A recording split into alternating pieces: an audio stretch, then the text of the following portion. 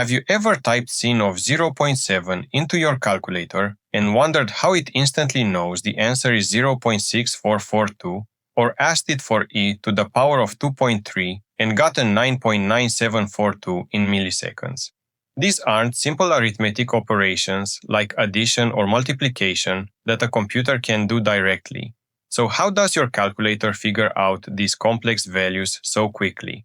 The answer lies in one of the most elegant ideas in mathematics, Taylor series, which transforms these impossible calculations into simple polynomial arithmetic that any basic processor can handle.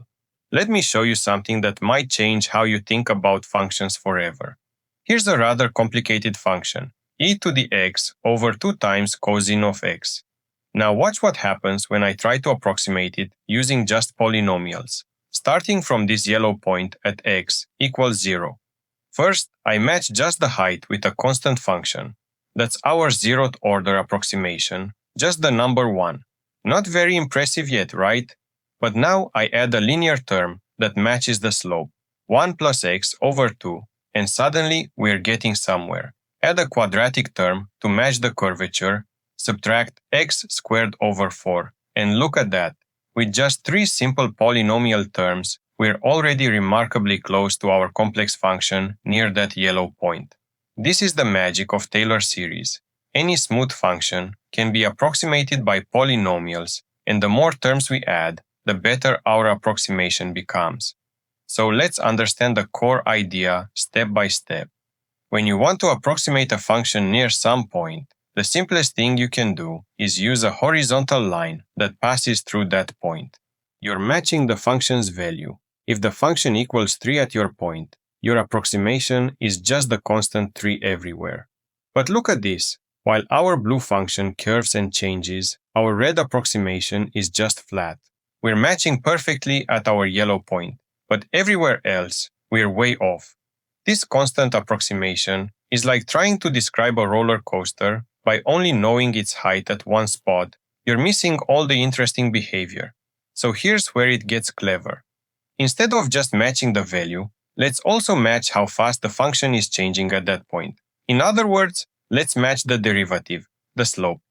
Now, we get a linear approximation, a straight line that not only passes through our point, but also has the same steepness as the original function right there. Look at the improvement.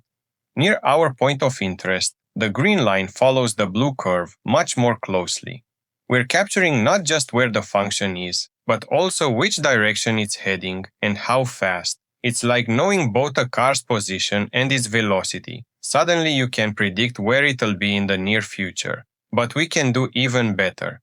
Functions don't just have values and slopes. They also have curvature. Some bend upward like a smile, others bend downward like a frown, and the second derivative tells us about this bending. When we add a term with x squared that accounts for the second derivative, our approximation starts matching the curvature too. See how the purple parabola hugs the blue curve over a much wider range. We're now matching the value, the slope, and the curvature all at once.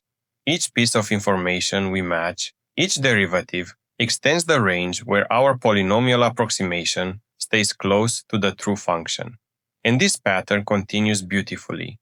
We start with f of a for the value, then add f prime of a times x minus a for the slope, then add f double prime of a over 2 factorial times x minus a squared for the curvature, then f triple prime of a over 3 factorial times x minus a cubed for how the curvature changes, and so on forever. Each new term captures more subtle behavior of the function. And that basically wraps up this video. Thanks so much for watching. If you found this explanation helpful, give it a thumbs up, share your thoughts in the comments, and subscribe to stay up to date with everything I post here. Also, if you'd like to support what I do, consider becoming a member either here or on Patreon. Your support really goes a long way and helps me keep creating content like this. See you in the next one. Bye-bye.